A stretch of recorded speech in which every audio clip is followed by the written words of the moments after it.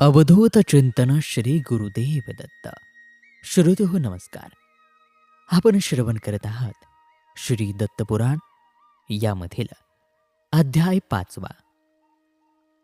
महर्षी व्यास आपल्या शिष्यांना श्री दत्तांची परमपावन कथा कथन करत आहेत. श्री दत्तांच्या त्रिमुख स्वरूपाबद्दल वर्णन केल्यानंतर शिष्य व्यासांना म्हणाले, आपण जे 3 मुख असलेले श्री दत्तांचे स्वरूप वर्णन केले, त्यामुळे आमच्या मनचक्षूंसमोर त्रिमुखी दत्त अगदी अगदी चांगल्या प्रकारे उभे राहिले आहेत.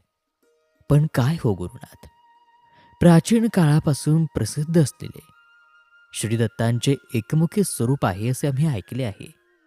कृपया आम्हाला त्याबद्दल सांगा. आणि मग महर्षी व्यास आपल्या शिष्यांना सांगू लागले. ते म्हणाले, एकच मुख म्हणजे एक शिर असणाऱ्या श्री दत्तांच्या स्वरूपाला एकमुखी दत्त असे म्हणतात. सध्याच्या समयाला दत्त म्हणजे 3 मुखी 3 शिरे असलेले अर्थात त्रिमुखी असे समीकरण किंवा सर्वांची समजूत आहे.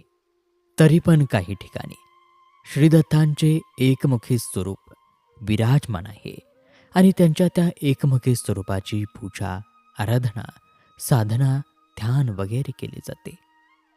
श्री दत्तांचे एकमुखी स्वरूप यामध्ये त्यांचे दिव्य तेजमान कांतिमान एक मुख असते. डोक्यावरती जटा किंवा मुकुट असतो. कपाळी उभे दुहेरी गंध, कानामध्ये रुद्राक्षाची कुंडले, गळ्यातही रुद्राक्षांच्या माळा, हातावर दंड आणि मनगटांवर रुद्राक्षाच्या माळा बांधलेल्या असतात. चेहरा अत्यंत शांत, प्रसन्न आणि तेजस्वी आणि आपल्या भक्तांकडे करुणेने क्षमेने पाहणारा असतो. गळ्यामध्ये हातांमध्ये फुलांचे हार, माळा किंवा सुवर्ण अलंकार असतात. कमरेला पीतांबर, कषाय वस्त्र, क्वचित व्याघ्र चर्म परिधान केलेले किंवा भगवी कपनी अंगावरती घातलेली असते. श्री दत्तांना या दिव्य स्वरूपामध्ये 2 हात आणि या 2 हातामध्ये जपमाळ किंवा कमंडलू आणि 1 हात भक्तांना आशीर्वाद देत असताना आणि मागे काय आणि आजूबाजूला 4 श्वान जे 4 वेदांचं प्रतिनिधित्व करतात. आणि श्री दत्तांचे हे एकमुखी स्वरूप आपल्या भक्तांना त्यांच्या इच्छेप्रमाणे, त्यांच्या कल्पनेप्रमाणे इच्छित वर प्रदान करत असते. काही उपनिषदांमध्ये श्री दत्तांचे ध्यान करताना समोरील दत्तमूर्ती किंवा ध्यानाची मूर्ती हे एकमुखी असावी असे सुद्धा सांगितलेले आहे.